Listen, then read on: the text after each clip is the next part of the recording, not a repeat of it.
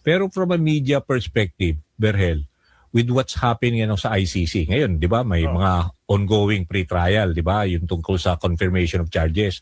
Tapos itong impeachment nakatutok na rin ngayon sa House. Tama yan. So all of this, if ever, ako may feeling din ako kasi mukhang kaya yung 105 eh. Yung para ma-transmit sa Senate, 'di ba yung impeachment, 'di ba? Sasabihin niya sa House Justice Committee. Ikaw from your pag point of nagkaroon view. ng impeachment, Oh, magkakaroon ng pressure sa Senate.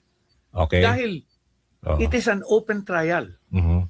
Lilitaw lahat ng mga kawalangyaan na So nangyari. live stream, 'di ba? Ibig sabihin. Live stream. Oo. At ang nakita na natin ito doon sa Quadcom. Oo. Kaya nga everyday Pag tinignan mo ang nakikinig. survey after Quadcom, ang tao talagang scandalized.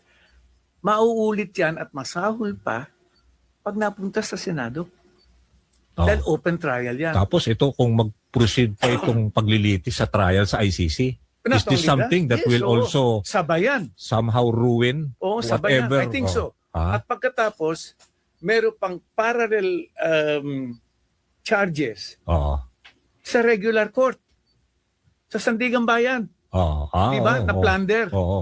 Yung mga pinay nila Non-bailable Trillanes, di ba? Non-bailable yan. Oo. Pagka lumabas ang warrant na aprubahan ng Sandigan Bayan, kulong yan. Yung mga bank deposit na Oh, questionable. lilitaw lahat yan. Mm. Hindi ba? So if this is exposed, ang feeling mo magbabago yung I think so. political climate? Malaki ang magagawa.